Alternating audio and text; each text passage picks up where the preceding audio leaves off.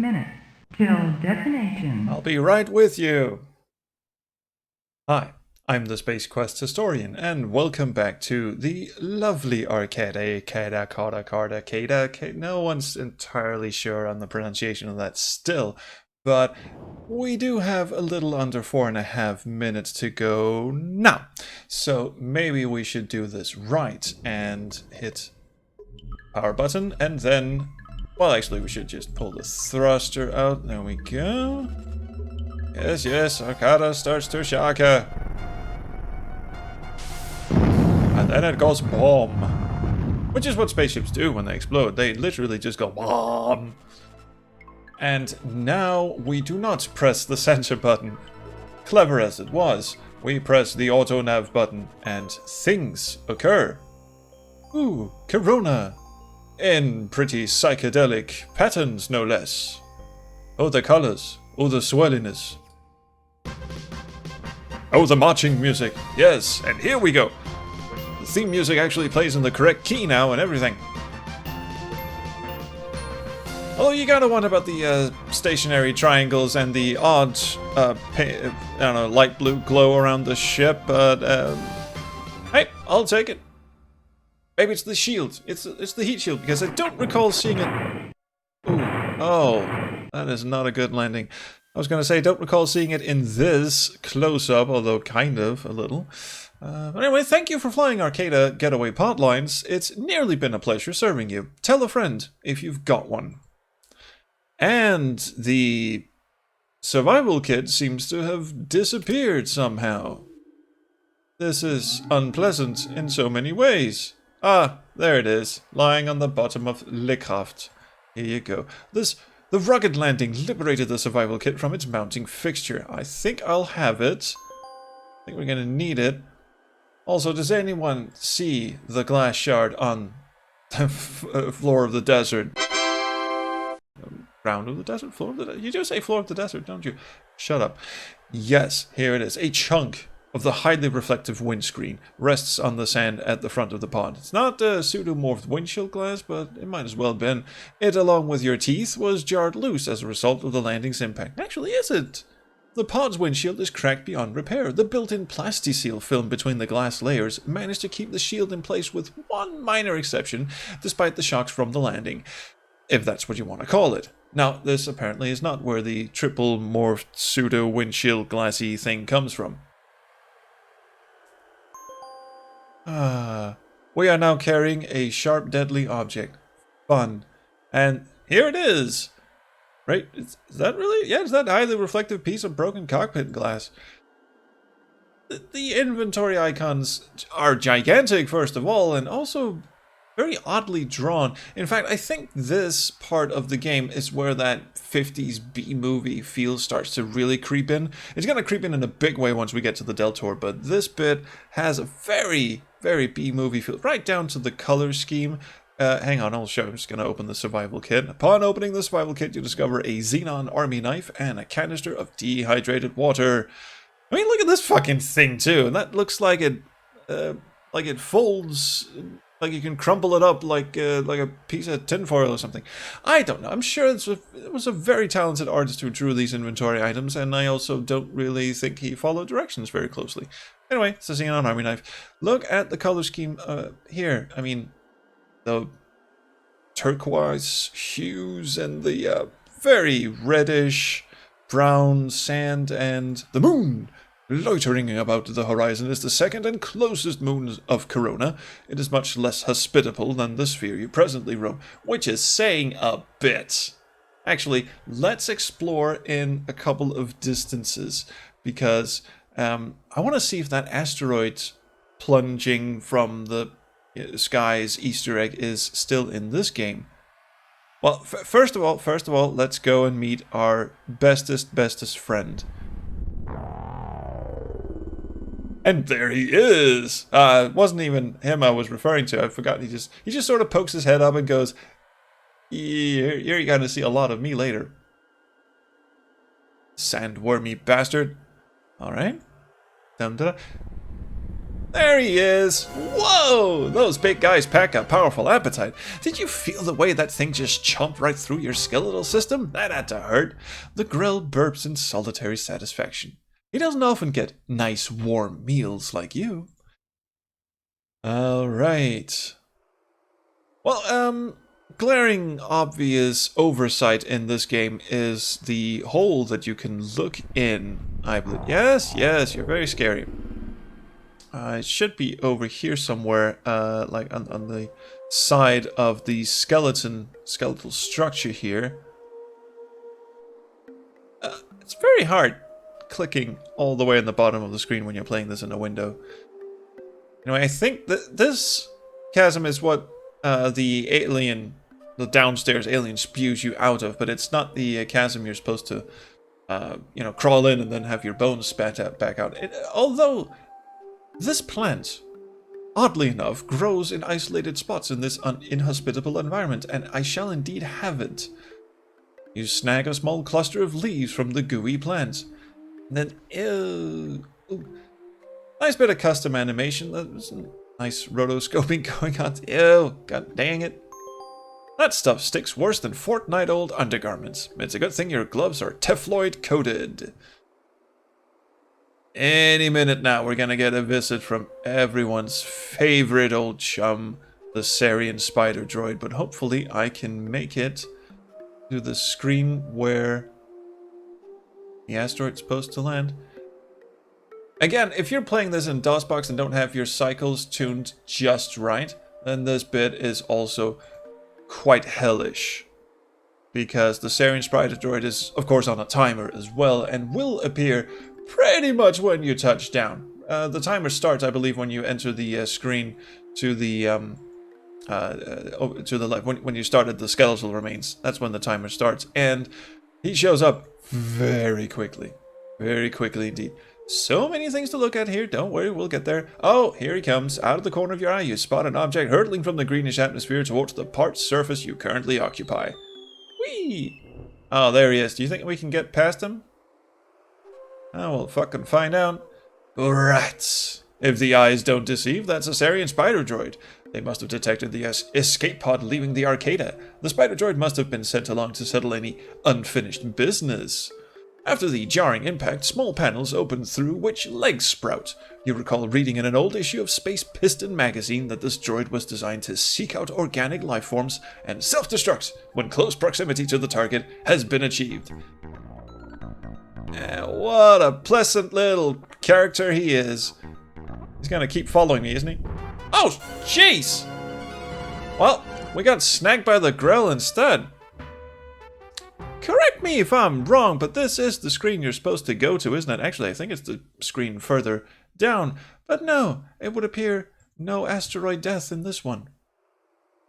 Oh well, a brief cut here as I just retrace my steps.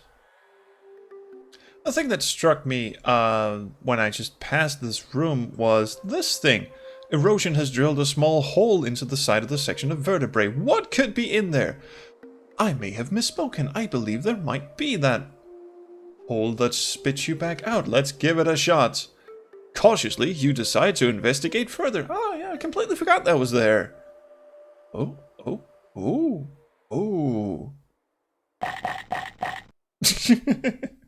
Whee! That should teach you not to be messing around in strange holes. Yeah, you just keep it to yourself, thank you. Okay,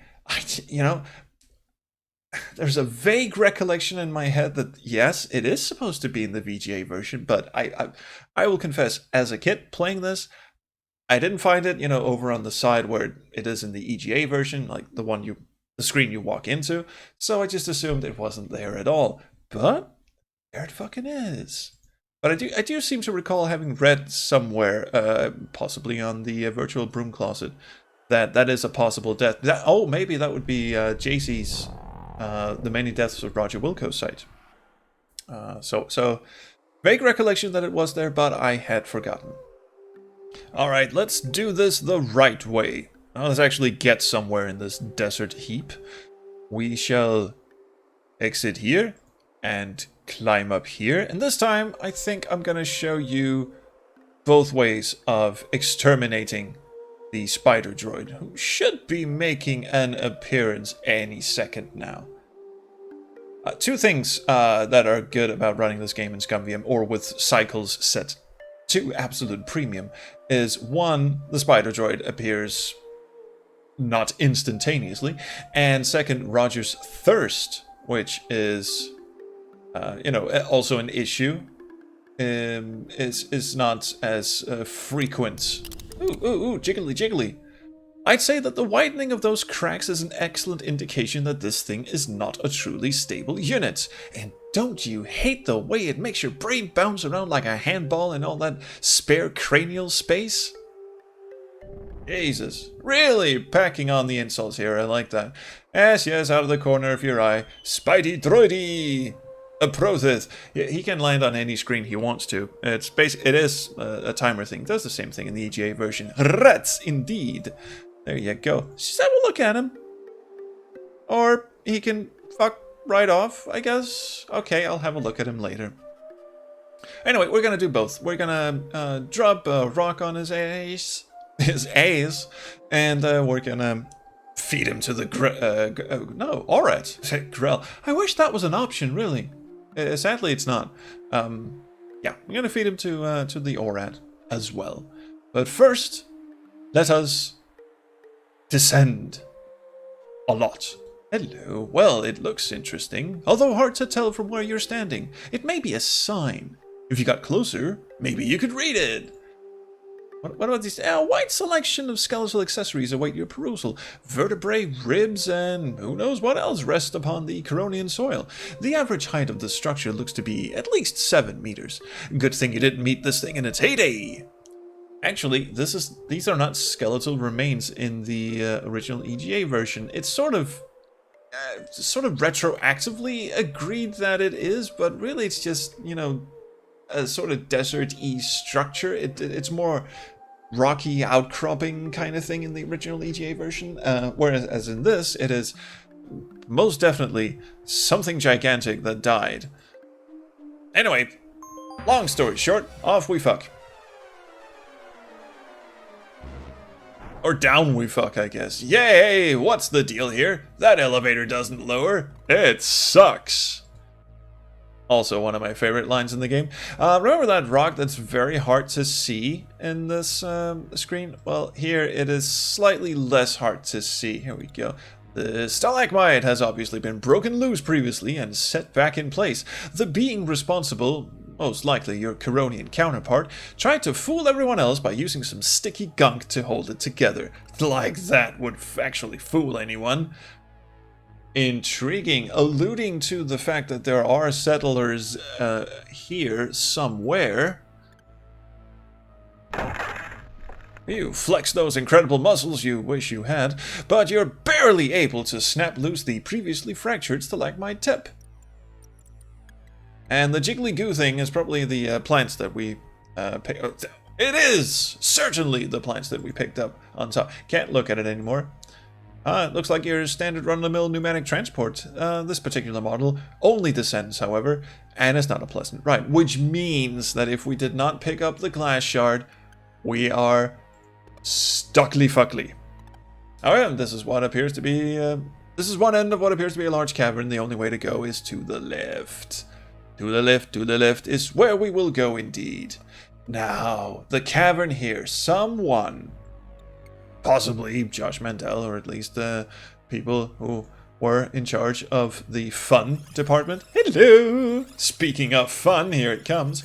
Really had their way with these underground caverns. They really do hammer home the alien environment part of this whole place that we affectionately call Kerona. Let's have a look at this charming little great monster. I'll bet he's lonely and just wants to be your friend. You know what? We'll see about that. Dum-de-dum, give us a kiss! Whee! Crunch, crunch, crunch. Hey, where'd the sound effect go? You had a crunch sound in the cave. I guess there it is. You've been snatched out of existence by the tentacled beast lurking beneath the grate. You feel the painful sting of digestive fluids. Oh, don't stop now. We're having so much fun watching you. Alright, cool, I will. Now, see, in the original, you could just sort of scooch by him. However, you can't in this. I was just about to go, wait a minute, you're not supposed to be able to go all the way. No, no, no, no, blam-de-blam. And you will, of course, maybe have noticed the weird-looking plant that I picked up is not in the EGA version either, and that's because this has now turned into a puzzle of sorts, I guess. You just chuck the plant at it, and it goes, lovely, I shall peruse this, and get very stuck. And apparently he only has 2 working tentacles and a little eye tentacles, and now you can sneak past him. Hi, how are you doing? He's a great monster. At the moment he's stuck on something. Fortunately, not you. Well, let's help him out, shall we? No. You now have a chance to get your buns out of here. You better take advantage of that opportunity. Yes, but have we smelled him? It smells great. We lick him. I don't think you want to get that close. Then again, maybe you do. Alright, let's sneak past him. I think Kerona and the ensuing areas, that would be Yulin's Flats, for instance, that's where the smell and taste icons really come into their own. Exit the freaking screen. The exit bit is right up against the edge of the screen, so when you play it in a window, dear God, you have to really be very precise, which of course I am. It is an odd, closed door with no apparent mechanism for opening, and there's a bubbling geyser right next to it. Pulsating, sorry, steam geyser.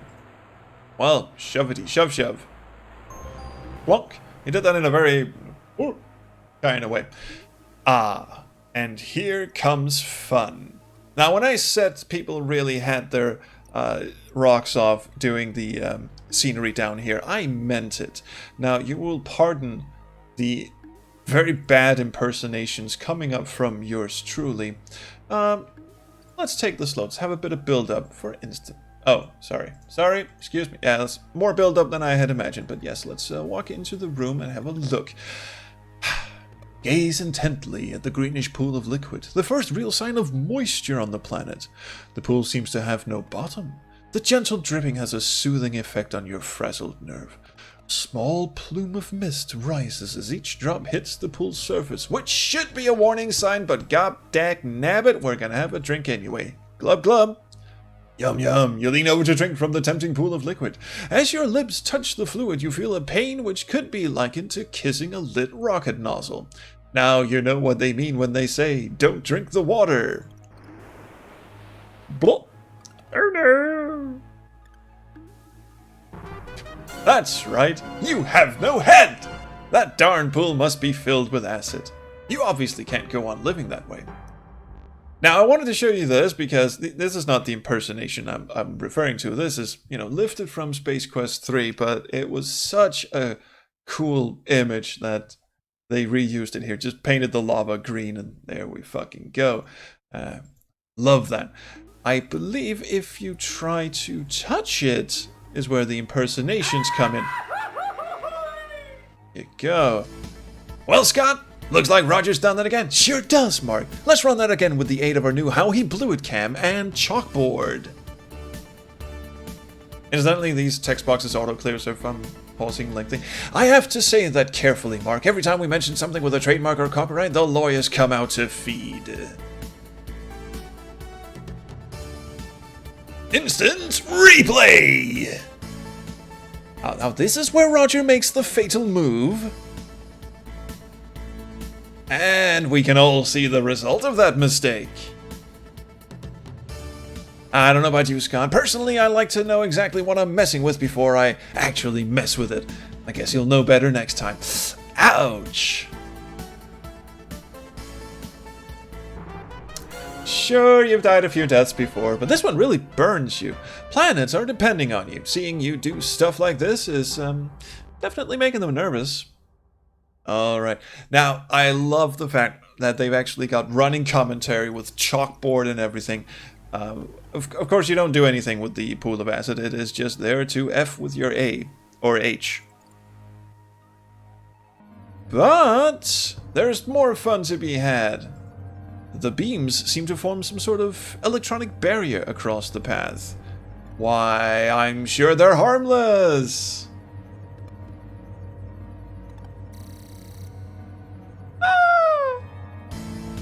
Well, Scott, looks like Roger has done it yet another time.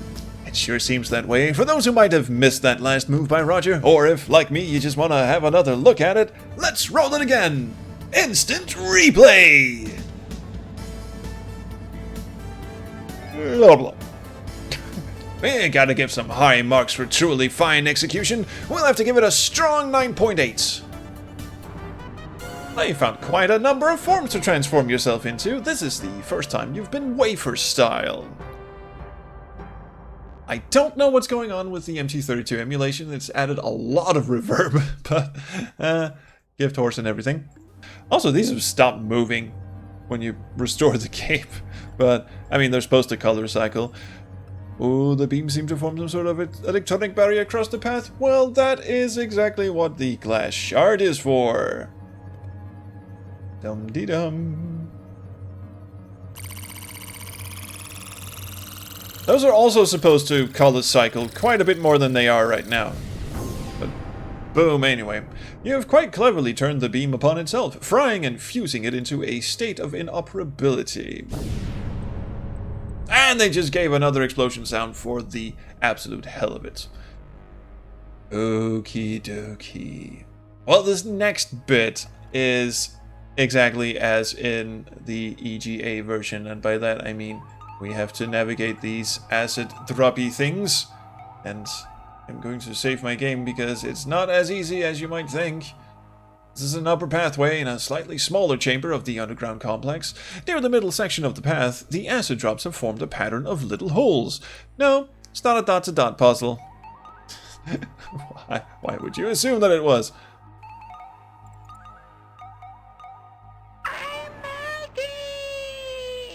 You are unpleasantly surprised by a drop of searing acid which bores its way to your feet. Now that's some seriously deep pain. The thing about this puzzle is, it is actually much harder in the VGA than it is in the EGA. It's all about pattern memorization. But the acid drops fall so quickly that it's actually kind of hard. At least in the EGA version, you could sort of precision maneuver Roger around, but I mean, look at the walk icon here and tell me which of the pixels in the walk icon is the actual hotspot. I don't know. I'm gonna assume it's the rear leg, but it would appear to be the crotch area. Yes, the crotch area is actually where he stops. Okay, so long as we know that.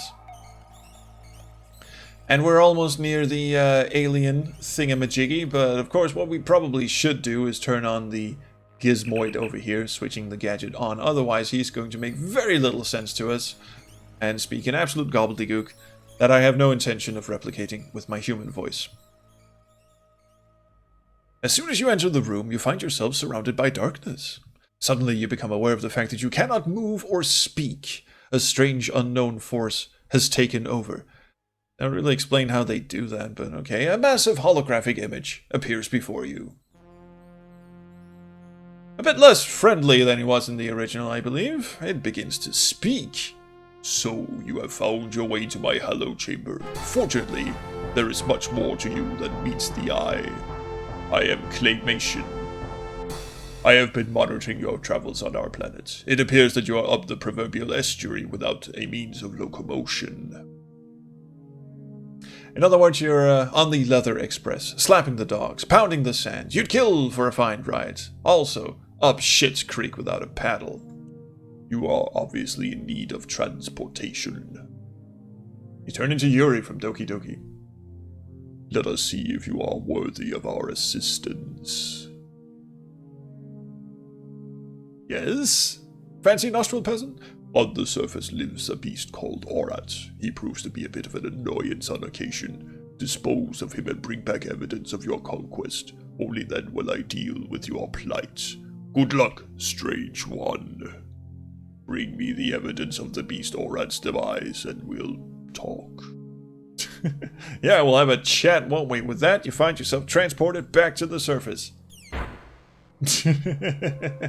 Unceremoniously at that. The Spider Droid is still around, isn't he?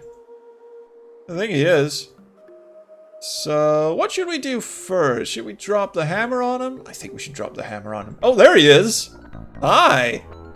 Oh, no, no, no, no, no, that happens sometimes! Fucking get up, you piece of... shit. How convenient. You've been blown into handy bite-sized chunks. I guess that Space Piston article wasn't fiction. There's nothing quite like stretching out and enjoying the wide open spaces. You bitch!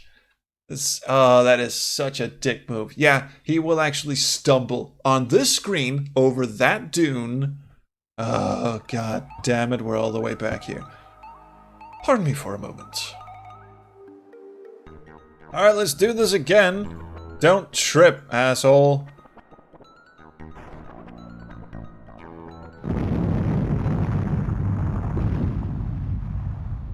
I think at this point you fucking earned it, Roger. This time I will go in the opposite direction. Would you go up here? And over here, and there he is. Bouncing little boy. Quite like his theme, actually. Oh, you are adorable as you are. Come on. Come on. Oh my. Oh my. He decided to take the other way around. Thankfully, he can't follow me up here because... reasons. And there he is. Let's see if I can one-shot this. Oh, dang it. Nice slug of water would sure hit the spot right about. Yes, yes, but we've got shit to do, Raj. Could you... oh, god damn it. Here, have a drink. Stop being so picky and just have a fucking drink. Oh, good to know the atmosphere is breathable. That dehydrated water really hit the spot. That should keep you going a bit longer. Yeah, while we wait this sucker out... oh, hang on. This is my chance, isn't it?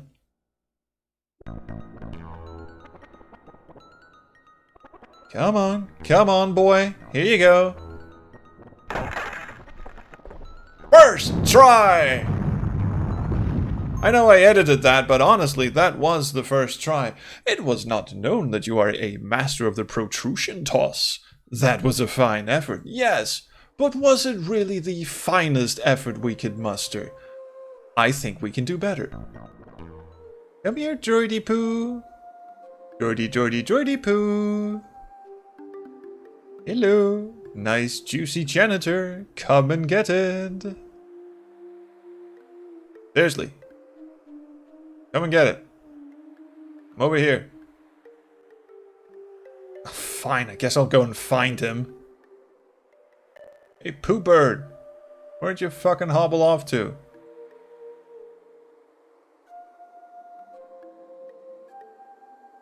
Honestly? Did he just fucking vanish on me?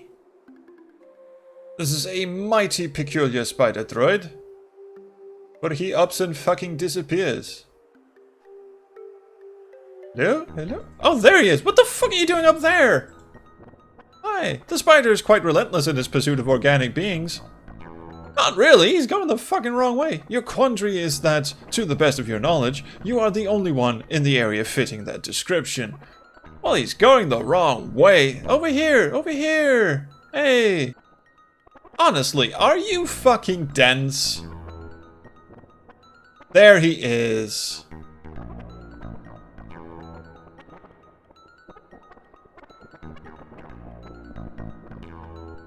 Nice. Okay, now let's approach the skull of doom and destiny. This must be the skull previously attached to the rest of the mammoth bones, partially assembled here. Oh, in we fucking go. Hello! Our head is huge and ugly. Of course, your opinion may differ depending on what part of the universe you come from. You also get the impression that he might be quite mean, and we shall definitely not hang around long enough to find out. It's too late for that! You best jam! Wait, what?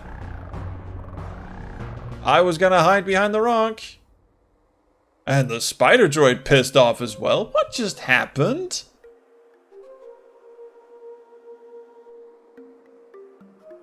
Are you fucking kidding me? Spidey! Can't whistle very well. Hello? Are you up here again? You fucking weirdo. Spidey?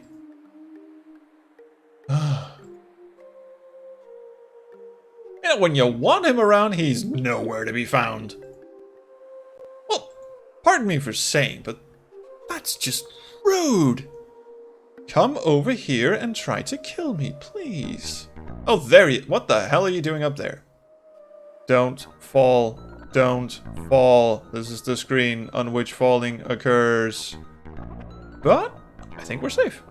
Nice luck. We've got other things on our mind now, thank you, Raj. Don't fall here either. I think he might be able to... I think might be able as if it's a fucking skill.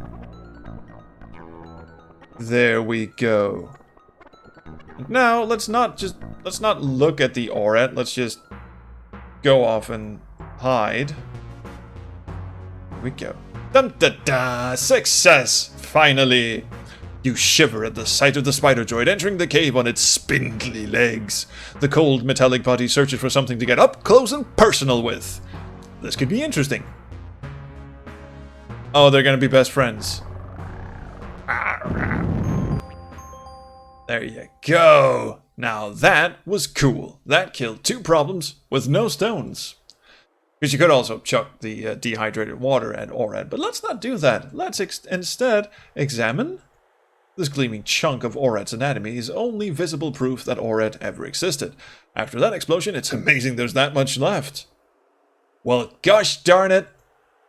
Gosh darn it. You know you want to. You know you fucking want to. Never mind, let's just pick it up. You reach down and take the Oret part in your hand. Some of it oozes to fill the space between your fingers. Lovely. A pile of skulls lie here, sucked clean by Oret. Or was that a result of them writing too many adventure games? I don't know, Mr. Mandel. You tell me. Alright, off we fuck. And yeah, now it's the long way back. There's no way around it. We have to go all the way back. I'll see you after the cut. Can we tip this over just for kicks? Yeah, we can. If nothing else, makes a pleasant thud. Dum-da-dum. No doubt about it, there's gonna be an accident, of one kind or another, on this shaky piece of calcium-rich matter. Well, no matter, because that is the last time we shall step across it. Or is it? Oh, you always gotta push things to the limit, don't you? We warned you, but no, you just had to do it one more time. Well, just wait till your father gets home. Hey. Hey, how you doing? Still doing good? So am I. Oh, hello, Mr. Animatronic Claymation Head. I've got something for you. Again, the massive holographic image appears before you. So you have returned. Do you have proof of the destruction of Oret? If so, drop it before me. Can fucking do, Squire, but first let's have a kiss. It has no taste! Intriguing. Okay, oh my god. This cute little item is an Oret part. You're not sure what part, though. Well, let's fucking touch it. Oh, touch it. Okay, fine. Throw it. You drop the Oret part to the ground. Amidst a fucking fanfare, the vision is silent as the dainty morsel splats to the dry soil. You're startled by a rumbling. Suddenly, an oddly shaped door comes into view and slowly opens. You hear a voice, different this time, beckoning you to step forward. Fine, leaving. You can stop looking at me now. Thank you. Ah. See what B-movie? Science fiction? Yeah, when you step through, the door slides closed with a faint hissing sound. You are alone in a large room full of strange equipment. Although not for long, because here I am. Ta-da! Please, do not be alarmed. We intend no harm. We are a peaceful race. We are cautious, however. Others don't share our way of life. Welcome to Kerona. You're standing in the power generation facility of our underground settlement. All power here is produced by steam. That is unimportant to you, however. I just felt like bragging about it for some reason. We have promised you transportation. It is a skimmer. It hovers approximately half a meter above the traveling surface. This is very important because of Krell. Krell and his like dwell in caves below the sand. If you stand on the surface for too long, you chance becoming a rare, moist meal for him. The skimmer is programmed to take you to a settlement on the other side of Kerona called Yulin's Flats. You can make further travel arrangements there. I'm sorry, this is all we can offer, except my fabulous wavy arms. I hope your trip is a safe one. Board the skimmer when you are ready to depart. Good luck, strange one. I'm going to fuck off now. And so he did, and so am I. Well, thank you so much for watching. Excuse me? Doing my outro here, can you please fuck off? Thank you so much for watching. Please like, subscribe, do whatever you kids do, but do leave us a comment, because me and Raj sure like the comments. So thank you, and we'll see you next week, and until then, around the Chrono Stream.